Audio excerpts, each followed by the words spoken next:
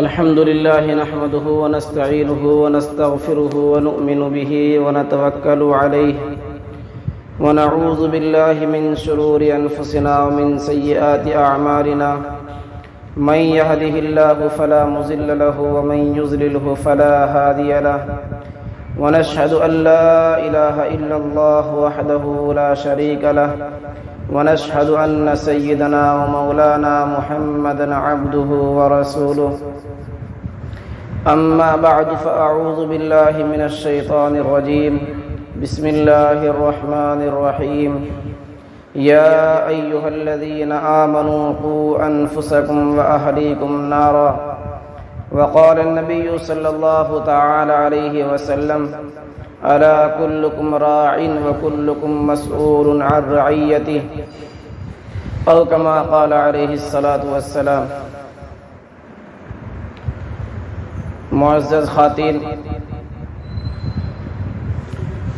آج جس عنوان پر آپ سے گفتگو کرنی ہے وہ عنوان ہے اولاد کی تربیت کا۔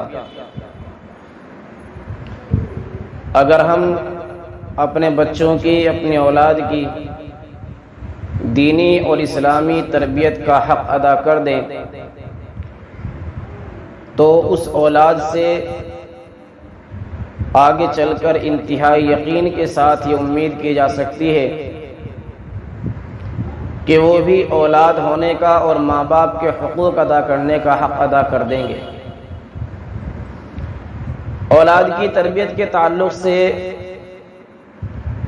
بہت سارے اصول علماء اصول نے بیان کیے ہیں، کتنی ہی کتابیں اولاد کی تربیت کے تعلق سے اور ان کے اصولوں پر لکھی جا چکی ہیں، لیکن اگر تمام اصولوں کا نچوڑ نکالا جائے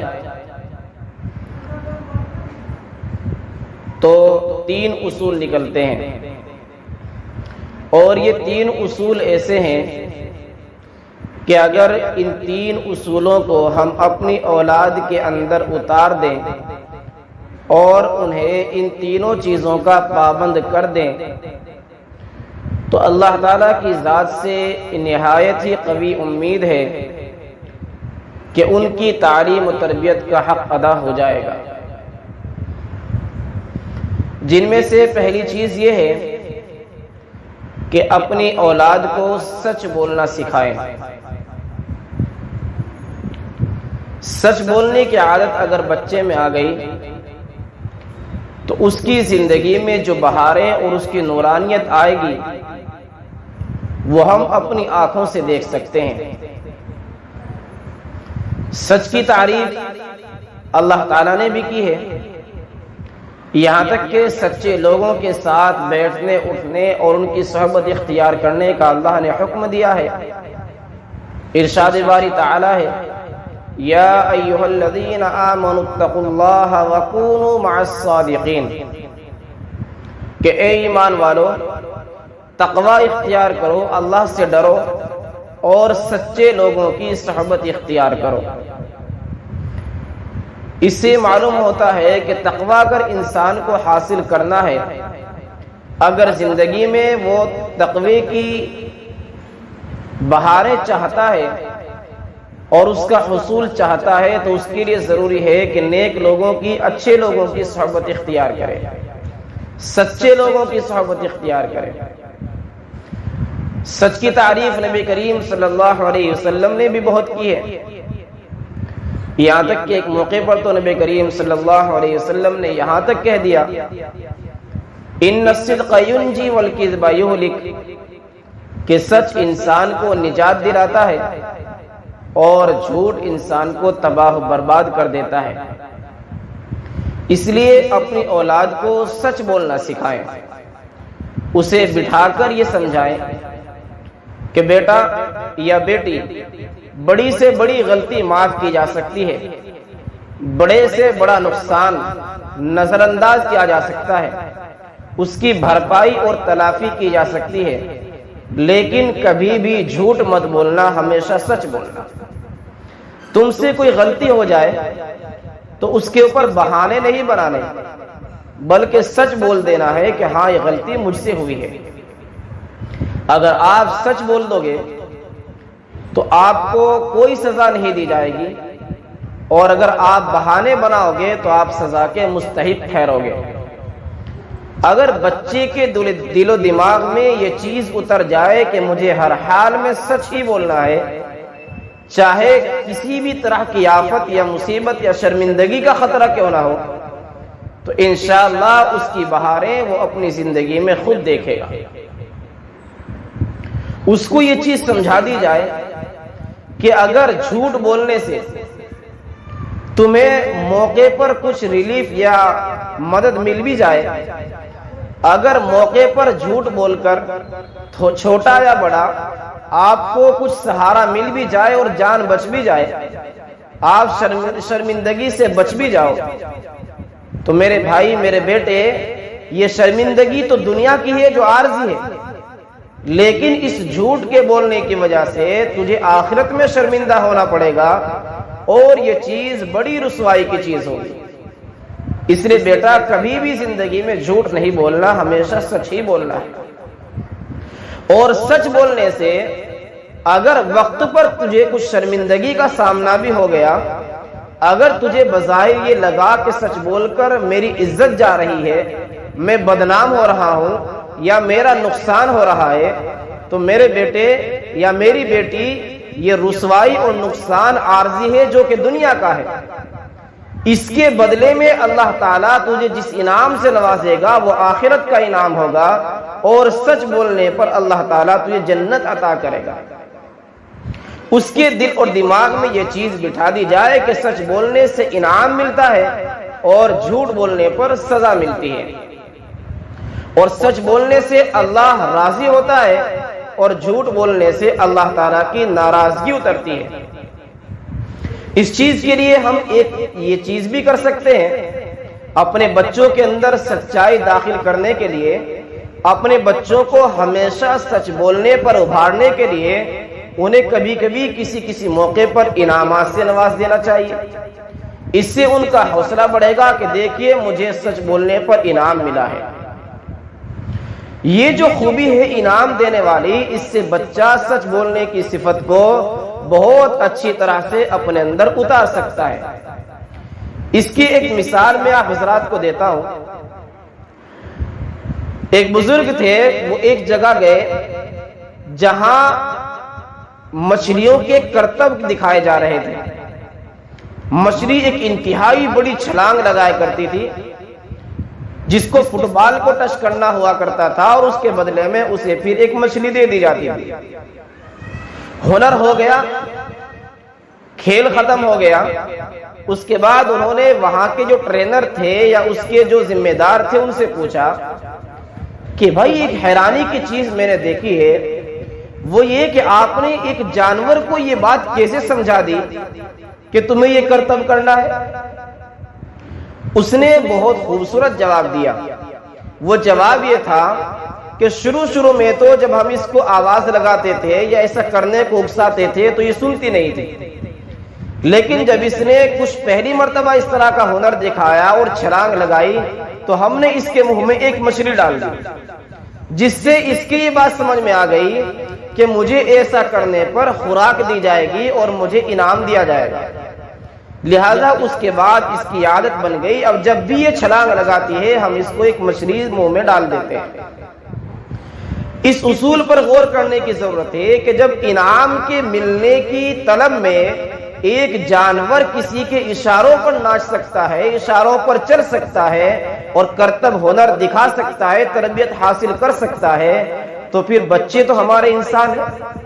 اگر ہم انہیں بھی انعام کی اسکیم سمجھا دیں کہ سچ بولنے پر انعام ملے گا، اچھے کام کرنے پر انعام ملے گا، ہنر دکھانے پر انعام ملے گا، تو ہمارے بچے بہت جلد ایک ہونہار بچوں کی شکل میں ظاہر ہوں گے، اور جس کا فائدہ نہ صرف یہ کہ بچوں کو ہوگا بلکہ خود ہمیں بھی بہت زیادہ ہوگا۔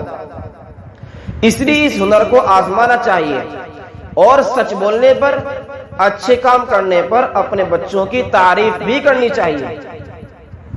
اگر آپ کا بچہ سچ بولتا ہے چاہے اس نے کوئی جرم ہی کیوں نہ کیا ہو تو اسے سزا دینے کے بجائے آپ اس کی سچ بولنے پر اسے بتا کر تعریف کیجئے کہ بیٹا کام تو تم نے غلط کیا ہے لیکن چونکہ تم نے سچ بولا ہے اس لیے تمہیں انعام دیا جاتا ہے۔ اس سے اس بچے کے اندر آئندہ غلط کام کرنے کی جو ایک اس کے جذبات ہوتے ہیں وہ بھی ختم ہوں گے اور سچ بولنے کی جو خوبی ہے وہ اس کے اندر پیدا ہونی شروع ہو جائے گی۔ غور کیجئے، سیدنا عمر بن خطاب رضی اللہ تعالیٰ عنہ کے زمانے میں ایک عیسائی بادشاہ کو قید کر لیا گیا۔ سچ میں کتنی طاقت ہوتی ہے، سچ کتنا طاقتور ہوتا ہے اور اپنی جیت کس طرح درج کرواتا ہے، اس کا ایک واقعہ میں آپ کو یہ سناتا ہوں۔ عمر بن خطاب رضی اللہ تعالیٰ عنہ کے دور میں ایک عیسائی بادشاہ کو قید کر کے لایا گیا۔ مسلمانوں کا انتہائی سخت دشمن تھا، ہر طرح کی تکلیف وہ مسلمانوں کو دینا چاہتا تھا اور دیتا تھا۔ قید ہو گیا، حضرت عمر فاروق رضی اللہ تعالیٰ عنہ کے دربار میں وہ پیش ہو گیا۔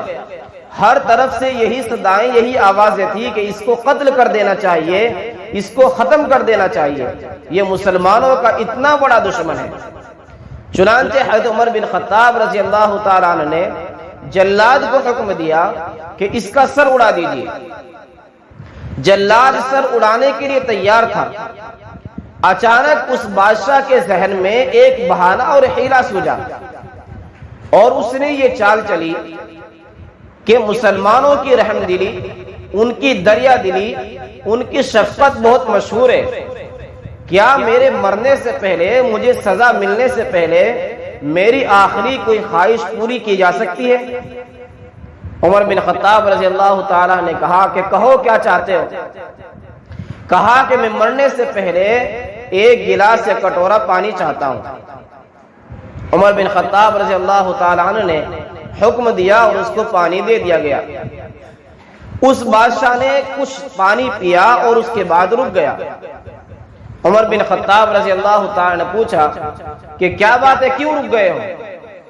کہا کہ پینا تو یہ سارا پانی چاہتا ہوں لیکن مجھے یہ ڈر ہے کہ کہیں میرے پانی پینے سے پہلے ہی آپ کا جلاد میری گردن نہ اڑا دے۔ حضرت عمر بن خطاب رضی اللہ تعالیٰ نے اسے یقین دلایا کہ جب تک تم پانی نہ پی لو، جب تک تم یہ سارا پانی نہ پی لو، تمہاری گردن نہیں اڑائی جائے گی، تمہیں قتل نہیں کیا جائے گا۔ بس عمر بن خطاب رضی اللہ تعالیٰ عنہ کا یہ کہنا تھا اور اس نے فوراً ہاتھ سے وہ گلاس یا کٹورا زمین پر گرا دیا اور اس کے بعد کہا کہ امیر المؤمنین، آپ نے ابھی یہ بیان دیا ہے کہ جب تک میں یہ پانی نہ پی لوں جب تک میری گردن نہیں اڑائی جائے گی۔ پانی میں نے پیا نہیں، وہ تو زمین پر گر گیا، لہذا میں آپ کی سچائی کا آپ کو واسطہ دے کر یہ کہتا ہوں جب تک میں پانی نہ پی لوں میری گردن نہ اڑائی جائے۔ حضرت عمر بن خطاب رضی اللہ تعالی نے کہا کہ ہاں واقعی بیان تو میرا یہی ہے اور میں حکم دیتا ہوں کہ جب تک تم پانی نہ پی لو جب تک تمہاری گردن نہیں اڑائی جائے گی۔ چنانچہ اس بادشاہ کی رہائی کا حکم دے دیا۔ بادشاہ آزاد ہو گیا اور آزاد ہونے کے بعد اس نے کہا کہ میں نے اسلام کی یہ خوبی آزما لی اور پہچان لی کہ اسلام کے ماننے والے سچ پر جان دے سکتے ہیں، سچ کی خاطر سب کچھ کر سکتے ہیں، لہٰذا آج سے میں کلمہ پڑھ کر کے مسلمان ہوتا ہوں۔ دیکھیے، ایک سچ پر عمل کرنے سے، اپنی سچائی پر قائم رہنے سے ایک ایسا شخص مسلمان ہو رہا ہے جو مسلمانوں کا سخت دشمن سمجھا جاتا تھا۔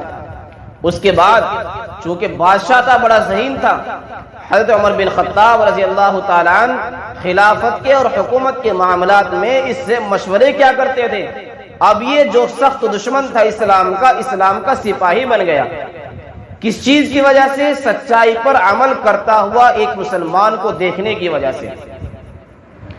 اسی طرح کا ایک واقعہ آپ نے بھی بہت مرتبہ سنا ہوگا، بچپن میں ایک کہانی کے طور پر بھی یہ واقعہ سنا ہوگا۔ حضرت شیخ عبد القادر جیلانی رحمۃ اللہ علیہ جس وقت ان کی ماں ان کو بغداد علم حاصل کرنے کے لیے بھیجتی ہے قافلے کے ساتھ، تو ان کی آستین میں کچھ اشرفیاں سی دیتی ہے سینہ حفاظت کی غرض سے تھا، ان کو آستین میں سی دیتی ہے کہ کہیں کہیں گر نہ جائے۔ اس کے بعد قافلے کے ساتھ وہ بچہ علم حاصل کرنے کے لیے بغداد کے سفر پر روانہ ہے، لیکن راستے میں ہی ڈاکو اس قافلے پر حملہ کر دیتے ہیں اور قافلے کا سارا ساز و سامان اور مال لوٹ لیتے ہیں۔ اس کے بعد جب سب کا مال لوٹ لیتے ہیں ڈاکو، تو اس بچے کا نمبر آیا۔ کسی نے پوچھا کہ کیا تمہارے پاس بھی کچھ ہے، کیونکہ ظاہر میں تو ان کے پاس میں کوئی سونا چاندی نہیں تھا۔ تو عبد القادر نام کے اس لڑکے نے، جو کہ ابھی شیخ نہیں بنا ہے، اس نے کہا کہ ہاں میرے پاس میں اشرفیہ موجود ہیں۔ کہا کہ بچے تم جھوٹ بولتے ہو، تمہارے پاس کہاں اشرفیہ ہے؟ کہا کہ یہ دیکھو میری ماں نے آستین میں سلی ہیں۔ ڈاکو جو تھے وہ بڑے حیران ہو گئے کہ اپنے مال کو تو انسان دکھے ہوئے کو بھی چھپانے کی کوشش کرتا ہے، یہ کیسا بچہ ہے کہ چھپے ہوئے مال کو بتا رہا ہے؟ ان کی عقل حیران ہو گئی اور اپنے سردار کے پاس بچے کو لے گئے۔ جب سردار کے پاس گئے، سردار نے تھوڑا اپنا رعب دکھایا کہ بچے سچ بولو، کیا بات ہے؟ کہا کہ نہیں میں سچ بول رہا ہوں، میری ماں نے مجھے یہی تعلیم دی ہے کہ بیٹا سچ بولنا، سچ کے سوا کچھ نہ بولنا، لہذا میں بالکل سچ بول رہا ہوں۔ یہ دیکھیے میری آستین میں ہے، آپ ان کو نکال کر دیکھ لیجئے، اشرفیہ موجود ہے میرے پاس۔ چنانچہ دیکھا جاتا ہے تو اشرفیہ موجود ہوتی ہے۔ عبد القادر جیلانی رحمت اللہ علیہ کے اس سچ بیانی کا ان ڈاکوؤں پر اور ڈاکوؤں کے سردار پر اس قدر گہرا اثر ہوا کہ انہوں نے فوراً وہیں توبہ کی، اور توبہ کرنے کے بعد سب قافلے والوں کا مال لوٹا دیا اور آئندہ کی پاک زندگی گزارنے کا انہوں نے عہد کر لیا۔ دیکھیے ایک بچے کے سچ بولنے سے کتنا بڑا نفع ہوا، اور جو لوگ لوگوں کا مال چرایا کرتے تھے، ڈاکے ڈالا کرتے تھے، لوگوں کو ستایا کرتے تھے، انہوں نے اپنے اس برے عمل سے توبہ کی۔ یہ ہے سچ کی طاقت۔ سچ کیسا بھی آہستہ کیوں نہ چلے اور جھوٹ کتنی تیزی سے کیوں نہ چلتا ہو، بالآخر سچ جھوٹ کو پکڑ ہی لیتا ہے اور اس کو ہرا کر رہتا ہے۔ اسی طرح کا ایک اور واقعہ میں آپ حضرات کو سناؤں۔ حضرت مولانا لطف اللہ رحمت اللہ علیہ سہارنپوری، ان کا ایک واقعہ ہے کہ ایک مرتبہ یہ اپنے بچوں کے ساتھ، اہل خانہ کے ساتھ، عورتوں کے ساتھ میں کسی سفر پر جا رہے تھے۔ راستے میں ان کو ڈاکوؤں نے گھیر لیا، تو انہوں نے ڈاکوؤں سے کہا کہ دیکھیے میرے ساتھ میں باپردہ عورتیں ہیں، آپ انہیں ہرگز نہ چھیڑیے، آپ کا مقصد ہے مال و دولت، سونا چاندی، ہمارے پاس جو کچھ مال و دولت سونا چاندی ہے ہم وہ سب آپ کو دے دیتے ہیں، ان کی عزتیں خراب نہ کیجیے، ان کا نقاب نہ اتروائیے۔ اچھا انسان جو ہوتا ہے وہ ہمیشہ عزت کو ترجیح دیتا ہے، اور غلط فطرت کا انسان وہ دولت کو ترجیح دیتا ہے۔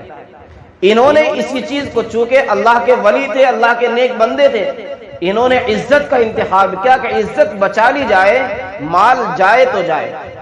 چنانچہ انہوں نے اپنے ڈاکو راضی ہو گئے اس چیز پر۔ انہوں نے اپنی عورتوں سے کہا کہ جو کچھ بھی آپ کے پاس میں زیورات ہیں وہ سب دے دیجئے۔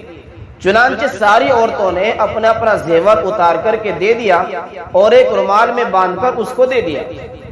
ڈاکوؤں نے وہ جو کچھ مال اکٹھا ہوا تھا، دولت اور سونا چاندی، وہ سب لے کر کے وہ چلتے بنے، اور مولانا لطف اللہ رحمت اللہ علیہ اپنی عورتوں کے ساتھ اپنے سفر پر روانہ ہو گئے۔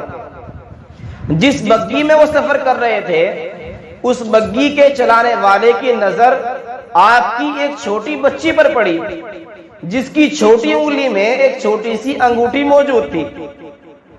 کہا کہ حضرت آپ نے ڈاکوؤں سے یہ کہا تھا کہ ہم آپ کو سارا مال دے دیں گے، لیکن یہ انگوٹھی تو دی نہیں۔ کہا کہ ہاں آپ ٹھیک کہہ رہے ہو، روکو۔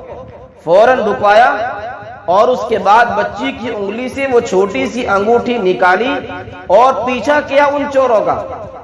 ان کو آواز دیتے دیتے ان کے پیچھے گئے، وہ زیادہ دور تک نہیں گئے تھے، انہوں نے دیکھا کہ وہ صاحب تو ہمارا پیچھا کر رہے ہیں۔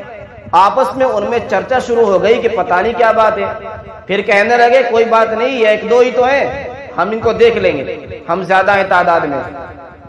اس کے بعد جب مولانا ان کے پاس میں پہنچے، کہا کہ بتاؤ کیا بات ہے؟ کہا کہ بات کچھ نہیں ہے۔ میں نے آپ سے وعدہ کیا تھا کہ ہم اپنا سارا سونا چاندی آپ کو دے دیں گے، لیکن یہ بچی کی چھوٹی انگلی میں انگوٹھی تھی، اس پر نظر نہیں جا سکی، لہٰذا یہ چیز بھی آپ لے لیجئے کیونکہ میں وعدہ خلافی نہیں کر سکتا۔ جیسے ہی مولانا نے یہ سچائی کے الفاظ بولے، ان ڈاکوؤں پر اس قدر گہرا اثر ہوا کہ انہوں نے وہیں توبہ کی اور ان کا سارا زیور لوٹایا اور آپ کے ہاتھ پر انہوں نے بیعت کی اور آئندہ پاک زندگی گزارنے کا وعدہ کیا۔ یہ سچائی کی طاقت ہے۔ اب سوچئے اگر ہمارے بچوں کے اندر سچائی کی یہ خوبی آ جائے تو کتنی بہاریں ہمارے بچوں کی زندگی میں آئیں گی۔ ہمارے بچے کتنی غلطیاں کر دیتے ہیں اور اپنی غلطیاں چھپانے کے لیے وہ بہانے بنا دیتے ہیں جن کو ہم بھی ہلکا سمجھتے ہیں۔ ہلکا اس لیے سمجھتے ہیں کہ نام اس کا جھوٹ نہیں رکھتے، اس کو بہانہ بولتے ہیں، حالانکہ بہانہ بھی جھوٹ ہی ہوتا ہے۔ واقعے کے خلاف کوئی بھی بات بولنا یہ جھوٹ ہوتا ہے، چاہے اس کو آپ بہانے کا نام دو یا جھوٹ کا نام دو۔ تو اس خوبی کو اپنے بچوں کے اندر اتارنے کی کوشش کریں۔ یہ کہنے میں تو بڑی آسان چیز ہے، کہنے میں تو یہ بڑی آسان چیز ہے کہ ہاں سچ بولنا چاہیے۔ آج آپ بات سنیں گی، آپ کے دل میں بالکل بات یہ آ رہی ہوگی کہ ہاں بات تو ٹھیک ہے، سچ بولنا چاہیے اور اپنے بچوں کو بھی سچ بولنے کی عادت ڈلوانی چاہیے، لیکن یہ اتنا آسان کام نہیں ہے۔ آسان اس وجہ سے نہیں ہے کہ بچوں میں سچ بولنے کی عادت پیدا کرنے کے لیے پہلے خود کو سچ بولنا پڑے گا۔ آج ہمارے گھروں میں ماحول یہ ہوتا ہے، روتے ہوئے بچوں کو چپ کرنے کے لیے بھی فرضی قصے کہانی سنا کر یا فرضی بھوت پریت سے ڈرایا جاتا ہے کہ فلاں چیز آ جائے گی چپ ہو جاؤ، فلاں چیز کھا لے گی چپ ہو جاؤ، حالانکہ ایسا ہوتا کچھ نہیں، یہ بھی جھوٹ ہے۔ اب آپ کہیں گی کہ یہ تو اس کو صرف چپ کرنے کے لیے آپ کوئی سچ بات بھی بول سکتی ہے۔ آپ ان سے کہو اگر وہ کوئی غلطی کر رہے ہیں، آپ ان کو اس چیز سے ڈرائیے کہ بیٹا اللہ ناراض ہو جائے گا، اور اگر آپ غلطی نہیں کریں گے تو اللہ راضی ہوگا، اگر آپ خاموش بیٹھ جائیں گے تو اللہ راضی ہوگا، اور آپ شور مچائیں گے تو اللہ ناراض ہوگا۔ تو ڈرانے کے تو اور بہت سی چیزیں ہیں۔ آپ اپنے بچوں میں اللہ کا خوف اور ڈر بٹھائیے، نہ کہ کسی شیر، چیتے، بلی اور کتے کا۔ اس سے بہتر ہوگا کہ آپ اللہ کا ڈر ان کے دلوں میں بٹھائیے۔ اس کا نتیجہ کیا ہوتا ہے جب ہم کتے بلی سے ان کو ڈراتے ہیں کہ ساری عمر وہ کتے بلی سے ڈرتے رہتے ہیں۔ جب بھی کتا ان کو دیکھ کر بھونکتا ہے وہ سوچتا ہے کہ ہمیں کھانے کے لیے بھونکتا ہے، حالانکہ یہ بات بالکل ثابت شدہ ہے کہ کتا بھونکتا اس وجہ سے کہ وہ خود ڈرتا ہے، مگر آدمی اس کے بھونکنے کی وجہ سے ڈر جاتا ہے۔ تو اس لیے اپنے بچوں میں جانوروں کا یا دوسری چیزوں کا، بھوت پریت کا ڈر پیدا نہ کر کے اللہ کا ڈر اور خوف پیدا کیجیے اور وہ چیز ان کے اندر اتاریے، اور آپ اپنے آپ بھی سچ بولیے۔ آپ نے اپنے بچے سے جو وعدہ کیا کوئی چیز دلانے کا، کوئی چیز نہ دلانے کا، اس پر قائم رہیے اور اس چیز کے اوپر بچوں کو ٹرین کیجیے۔ اگر آپ کے بچے میں یہ سچ بولنے والی خوبی آ گئی تو سچ پر اللہ کے جتنے انعامات ہیں، اللہ کے جتنے وعدے ہیں، وہ آپ کے بچے کی زندگی میں بہار بن کر آئیں گے۔ یہ پہلی چیز ہے کہ آپ اپنے بچے کو سچ بولنا سکھائیے، اور صرف اپنے ہی ساتھ نہیں، اپنے گھر میں کوئی بھی اور بڑا چھوٹا ہو، دادا دادی ہو، نانا نانی ہو، تایا چچی چچا ہو، کوئی بھی بڑا چھوٹا ہو، کسی کے ساتھ بھی جھوٹ نہیں بولنا۔ اس کا ایک فائدہ یہ بھی ہوگا کہ آپ کے بچے چغل خور اور بہتان تراش اور الزام لگانے والے نہیں ہوں گے۔ آپ کے بچوں میں چغل خوری کا مرض پیدا نہیں ہوگا، جس میں اکثر غیبت کی وجہ سے چغل خوری میں جھوٹ ہی ہوتا ہے۔ اس وجہ سے آپ اپنے بچوں کو سچ پر ابھاریے اور سچ خود بھی اپنائیے، انشاءاللہ زندگی میں بہاریں آئیں گی اور زندگی میں برکتوں کا فیصلہ ہوگا۔ دوسری چیز جو اپنے بچوں میں پیدا کرنے کی ہے وہ ہے نماز کی عادت۔ نماز کا اہتمام اپنے بچوں کو کرائیے۔ میں الفاظ پر غور کرنا، یہ نہیں کہہ رہا ہوں کہ نماز پڑھوائیے، میں کہہ رہا ہوں کہ نماز کا اپنے بچوں کو اہتمام کرائیے۔ نماز کے اہتمام کا مطلب یہ ہوا کہ آپ کا بچہ اب پاک بھی ہونا چاہیے، آپ کے بچے کو وضو کرنا بھی آنا چاہیے، آپ کے بچہ استنجے کے بعد پیشاب کرنے کے بعد پانی لینے والا ہو، یہ اہتمام بھی ہونا چاہیے، آپ کے بچے کے کپڑے بھی صاف ستھرے ہونے چاہیے۔ جب آپ اہتمام کے لفظ پر عمل کریں گی تو انشاءاللہ آپ کا بچہ پاک بھی رہے گا، صاف بھی رہے گا، اور نماز کی عادت بھی اس کو پڑ جائے گی۔ نماز کا اہتمام، اس کا مطلب یہ ہوا کہ 5 وقت کی آپ اس بچے کو نماز پڑھوائیں۔ اگر بچہ آپ کا لڑکا ہے اور وہ 7، 8 سال، 10 سال کی عمر کو پہنچ رہا ہے، حدیث شریف میں ہے کہ اپنے بچوں کو 7 سال کی عمر میں نماز کا حکم کیجئے، اور 10 سال کے ہو جائیں تو نماز چھوڑنے پر ان کی تھوڑی بہت تنبیہ بھی کیجئے۔ اس کا مطلب یہ ہوا کہ 7 سال سے پہلے آپ کے بچوں کو نماز آ جانی چاہیے، چاہے ابھی وہ لکھنا پڑھنا نہ جانتے ہوں، آپ زبانی ان کو نماز سکھا سکتی ہیں۔ کتنی مائیں ایسی ہوتی ہیں جو اپنے بچوں کو بہت ساری باتیں، دعائیں، قرآن کی باتیں، حدیثیں، کلمے وغیرہ بالکل چھوٹی عمر میں سکھا دیتی ہیں، جب وہ بچہ بولنا شروع ہی کرتا ہے۔ تو نماز بھی سکھائی جا سکتی ہے، اور عملی تربیت اس کی اپنی نگرانی میں کرائیے۔ جب بچہ وضو کرے تو دیکھے بچہ وضو کس طرح کر رہا ہے، جب بچہ طہارت کرے تو دیکھے بچہ طہارت کس طرح کر رہا ہے۔ تو اگر آپ کی اولاد وہ لڑکا ہے تو 7، 8 سال کی عمر سے آپ اس کو والد کے ساتھ میں مسجد بھیجنے کا اہتمام کیجئے کہ بیٹا تکبیر اولیٰ کے ساتھ نماز پڑھنی ہے۔ اگر آپ کے بچے میں یہ چیز آ گئی کہ تکبیر اولیٰ کے ساتھ وہ اہتمام سے نماز پڑھنے والا بن جائے تو اس کی زندگی میں ایک ڈسپلن آ جائے گا، اور وہ اپنے سارے کام کو ترتیب سے کرنے کا عادی بن جائے گا۔ کیونکہ نماز کی بہت ساری خوبیوں میں سے ایک خوبی یہ بھی ہے کہ انسان کی زندگی میں ترتیب آ جاتی ہے، اسے کام کرنے کے اوقات کے متعین کرنے کا پتہ چل جاتا ہے۔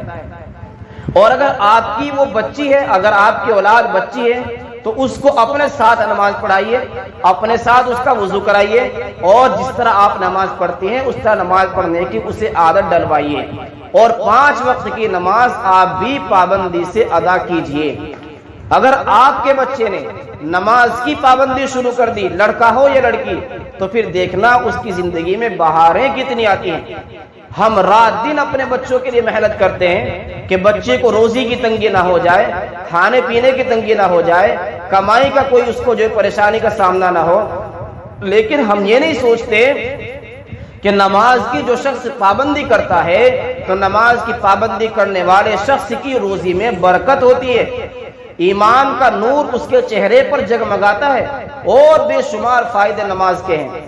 تو اگر آپ چاہتی ہیں کہ بچوں کو دنیا میں بھی کوئی پریشانی نہ آئے کسی طرح کی، تو ان کو نماز کا اہتمام کرنا سکھائیے، اس سے وہ آپ کی بھی نظام کے ساتھ میں کام کرنے والے بن جائیں گے۔ جب آپ اپنے بچوں کو نماز کا اہتمام سکھا دیں گی اور سکھا دیں گے تو آپ ان کے ساتھ ساتھ ان کی تعریف بھی کیجئے۔ نماز جب وہ پڑھ کر آئے ان کی تعریف کیجئے۔ جب آپ کی بچی یا بچہ مصلی اٹھا کر بھاگیں اور لوٹا اٹھا کر وضو کرنے کے لیے چلیں، آپ ان کی تعریف کیجئے۔ تعریف کرنا بھی بہت بڑا ہنر ہے، تعریف نہ ہر کوئی کر سکتا، نہ ہر کوئی سہ سکتا۔ آج کل کتنی مرتبہ دیکھا جاتا ہے کہ گھروں میں اپنی بیویوں کی، عورتوں کی تعریف کرنا ہی نہیں جانتے، حالانکہ تعریف کرنا چاہیے۔ شوہروں کو چاہیے کہ جب ان کی بیوی مصلی پر بیٹھے نماز پڑھے تو اپنی بیوی کی تعریف کریں، اپنی والدہ کی تعریف کریں، اپنی بہن کی، اپنی بیٹی کی تعریف کریں۔ تعریف کرنے سے انسان کا دل خوش ہوتا ہے اور وہ اس کام کو کرنے کے لیے بار بار چاہتا ہے، چونکہ اس کی اس پر تعریف ہو رہی ہے۔ اور تعریف اس انداز میں نہ کرے کہ مجھے خوشی ہو رہی ہے، بلکہ تعریف اس انداز میں کرے کہ اللہ آپ سے خوش ہو رہا ہے، تو اس سے اللہ کی محبت ان کے دلوں میں پیدا ہوگی اور وہ نماز کے شوقین بن جائیں گے۔ پھر انشاءاللہ ایک وقت وہ آئے گا کہ آپ کا بچہ، آپ کی بچی بالغ ہونے کے بعد بغیر آپ کے کہے نماز کی پابندی کریں گے انشاءاللہ ثم انشاءاللہ۔ تو پہلی چیز یہ سکھانی ہے کہ بیٹا سچ بولنا ہے، زندگی میں کچھ بھی ہو جائے سچ بولنا ہے۔ اور دوسری چیز یہ سکھانی ہے کہ بیٹا نماز کبھی چھوڑنی نہیں، تکبیر اولیٰ سے پابندی سے اہتمام کے ساتھ آپ کو نماز ادا کرنی ہے۔ جب آپ یہ 2 چیزیں سکھا دیں تو ایک تیسری چیز اور بھی ہے جو بہت ہی اہمیت کی حامل ہے۔ وہ ہے انہیں خدمت کرنا سکھائیں۔ غور کرنا میری اس بات پر، انہیں خدمت کرنا سکھائیں۔ چاہے اللہ نے آپ کو لاکھ دولت دی ہو، آپ کروڑ پتی ارب پتی ہی کیوں نہ ہو، آپ کے یہاں نوکر بھی کام کیوں نہ کرتے ہوں، لیکن اس کے باوجود اپنے بچوں کو خدمت کا سلیقہ سکھائیے۔ آپ نے کہاوت سنی ہوگی، بہت مشہور ہے کہ خدمت سے خدا ملتا ہے اور عبادت سے جنت ملتی ہے۔ آپ نے انہیں سچ بولنا سکھا دیا، عبادت کرنا بھی سکھا دیا، جنت کے وہ حقدار مل گئے، مگر خدا کے حصول کے لیے، اللہ کی رضامندی مکمل حاصل کرنے کے لیے خدمت کرنے کی صفت بھی ان کے اندر پیدا کیجیے۔ اور خدمت صرف یہ نہیں کہ اپنی ان کے سے خدمت کرائی جائے، بلکہ ان کے اندر یہ جذبہ پیدا کیجئے کہ پریوار میں، گھر میں کوئی بھی چھوٹا بڑا ہے، آپ کو بڑھ چڑھ کر کے اس کی خدمت کرنی ہے اور اپنا کام خود سے کرنے کی کوشش کرنی ہے۔ جب آپ کے بچے میں یہ چیز پیدا ہو جائے گی کہ وہ اپنا بھی کام خود کرنے کی عادت ڈالے اور اپنے سے بڑوں کا کہنا ماننے کی، ان کی خدمت کرنے کی اپنے اندر خوبی پیدا کر لے، تو آپ کے بچے میں کبھی بھی تکبر نہیں آئے گا، کیونکہ تکبر انسان کی برائیوں کی جڑ ہے۔ اس تکبر سے انسان بہت سارے گناہ اور جرم کر دیتا ہے۔ جب آپ کا بچہ بڑا ہونے کے باوجود خود کو بڑا نہیں سمجھے گا تو پھر آپ کا بچہ تواضع کا پتلا بنے گا، اور اللہ تعالیٰ کو تواضع بہت پسند ہے۔ حدیث شریف میں ہے، من تواضع للہ رفعہ اللہ، جو اللہ کے لیے تواضع اختیار کرتا ہے، جو اللہ کے لیے اپنے آپ کو چھوٹا سمجھتا ہے، اللہ تعالیٰ اسے بلند مقام عطا فرماتا ہے۔ میں بھی، آپ بھی سب یہ چاہتے ہیں کہ ہماری اولاد، ہمارے بچے ایک کسی اونچے مقام پر پہنچے، کوئی بلند مرتبہ انہیں حاصل ہو، دین اور دنیا کی کامیابی انہیں حاصل ہو۔ تو اس کے لیے آپ کے لیے ضروری ہے کہ اپنے بچوں کو خدمت کا جذبہ سکھائیں، تواضع سکھائیں، تو اللہ تعالیٰ انہیں بلند مقام عطا فرمائے گا۔ اگر آپ نے اپنے بچے کو خدمت کا جذبہ عطا فرما دیا اور ان کے اندر وہ جذبہ پیدا کر دیا، تو آپ کی جب وہ عمر ہوگی جب آپ کو سخت ترین ضرورت ہوگی خدمت کرنے کیے جانے کی، اور آپ محتاج ہوں گے کہ آپ کی کوئی خدمت کرے، تو آپ کا بیٹا، آپ کی بیٹی آپ سے بھاگیں گے نہیں، انشاءاللہ ثم انشاءاللہ وہ آپ کے مکمل طور سے خدمت گزار بنیں گے۔ میں ایک واقعہ آپ کو سناتا ہوں کہ خدمت کا جذبہ اپنے بچوں میں کیسے پیدا کرنا چاہیے۔ ایک بہت بڑے بزنس مین تھے، وہ ایک بزرگ کے یہاں مہمان ہوئے۔ ان بزرگوں نے اپنے بچے کو تربیت میں سکھایا تھا کہ ہر آنے والے کی مہمان کی خدمت کرنی ہے۔ چنانچہ جب وہ بڑے آدمی مہمان ہوئے وہاں، تو انہوں نے، ان بزرگ نے اپنے بچے سے کہا کہ بیٹا، اس کی خدمت آپ کے ذمہ ہے، یعنی اس مہمان کو کسی بھی طرح کی کوئی تکلیف نہیں ہونی چاہیے۔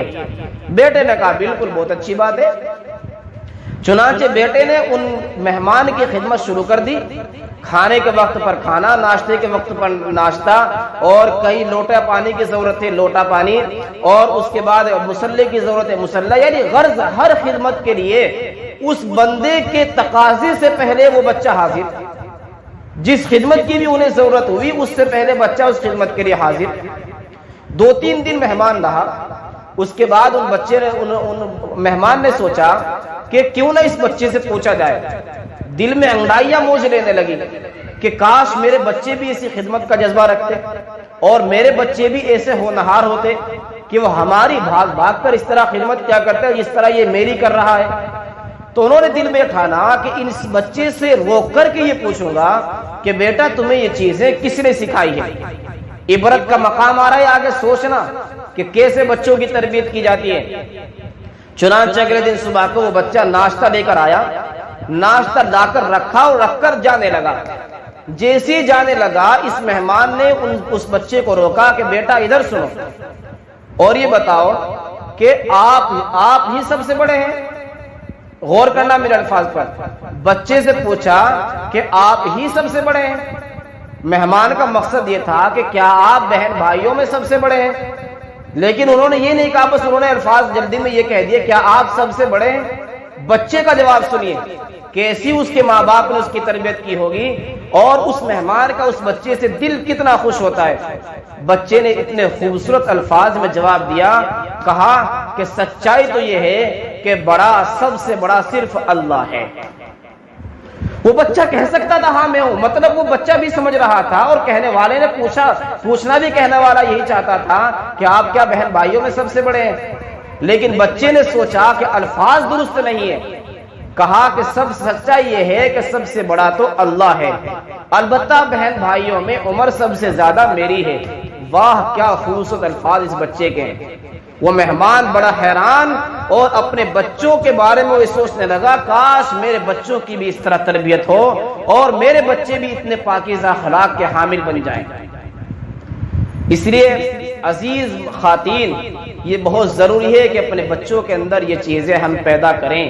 پہلی چیز کہ سچائی ان کے اندر پیدا کریں، اگر وہ سچ پر آ گئے تو انہیں کبھی کوئی دھوکہ دے بھی نہیں سکتا اور وہ بھی کبھی کسی کو دھوکہ نہیں دیں گے۔ وہ آپ کے بھی ماں باپ ہونے کا حق ادا کر دیں گے، وہ اولاد بتا دیں گے کہ اولاد کیسی ہوتی ہے، وہ سچائی پر قائم رہیں گے، وہ کسی کے ساتھ کبھی خیانت اور دھوکہ اور جھوٹ سے کام نہیں لیں گے۔ اس لیے ان کے اندر پہلی خوبی سچائی پیدا کیجئے، جس کے لیے آپ کو بھی سچ بولنا پڑے گا۔ دوسری خوبی ان کے اندر نماز کے اہتمام کی پیدا کیجئے۔ نماز کے اہتمام کا مطلب یہ ہے کہ ان کے پاکیزگی کا بھی آپ کو خیال پورا رکھنا ہوگا۔ جب آپ کا بچہ نماز کی پابندی کرنے والا بن جائے گا تو زندگی میں اس کی بہاریں آئیں گی اور آپ کو بھی اس کا پورا فائدہ ہوگا۔ اور تیسری چیز، آپ اس کے اندر خدمت کا جذبہ پیدا کیجیے۔ اگر اس کے اندر خدمت کا جذبہ پیدا ہو گیا تو یہ بچہ کسی کا محتاج نہیں ہوگا، کیونکہ یہ اپنا کام کرنا خود جانتا ہے۔ آج کل بہت سی جگہ یہ ہوتا ہے جہاں ہمیں اللہ تھوڑی سی فراوانی دے دے تو ہم اپنے بچوں کو چاہتے ہیں کہ وہ شہزادگی کی زندگی گزاریں۔ شہزادگی کی زندگی بچپن میں اپنے بچوں کو گزروانے کا خواب دیکھنے والے لوگ اپنے بچوں کی انجام کو تباہ کر دیتے ہیں۔ ایسے بچے بڑے ہو کر کے کوئی کارنامہ انجام نہیں دے پاتے، کیونکہ ان کو خدمت کرانے کی عادت پڑی ہوئی ہے، کرنے کا تو کوئی جذبہ ان میں ہے ہی نہیں۔ آج آپ کی کمائی ہوئی دولت سوچ کے دیکھیے کہ آپ نے جو دولت کمائی ہے وہ شہزادہ بن کر کمائی ہے یا مزدور اور آپ نے محنتی بن کر کے کمائی ہے۔ تو اگر آپ کمائی کر کے بڑے بنے ہیں تو اپنے بچوں کو بھی کمانا سکھائیے، اپنے بچوں کو بھی کرنا سکھائیے۔ انہیں آج شہزادگی کی زندگی گزروا کر انہیں نکمے اور کامچور بنا کر آپ ان کے ساتھ میں اچھا نہیں کر رہے ہیں، آپ ان کی محبت کا حق ادا نہیں کر رہے ہیں، آپ ان کے ساتھ خیانت سے کام لے رہے ہیں۔ کل کو یہ اولاد آپ جب بوڑھے ہو جاؤ گے اور کمانے کے قابل نہیں ہوگے اور یہ بچے کچھ کر نہیں سکتے، آپ کو یہ کل اولاد برائی دے گی کہ ہمارے ماں باپ نے ہمیں کچھ کرنا نہیں سکھایا، پڑھنا سکھایا ہے۔ نہ پڑھائی کے چھوڑے نہ کرنے کے چھوڑے، بس پڑھنا سکھایا ہے، آرڈر چلانا سکھایا ہے، اور کچھ کرنے کا جذبہ ہمارے اندر ہمارے والدین نے پیدا ہی نہیں کیا۔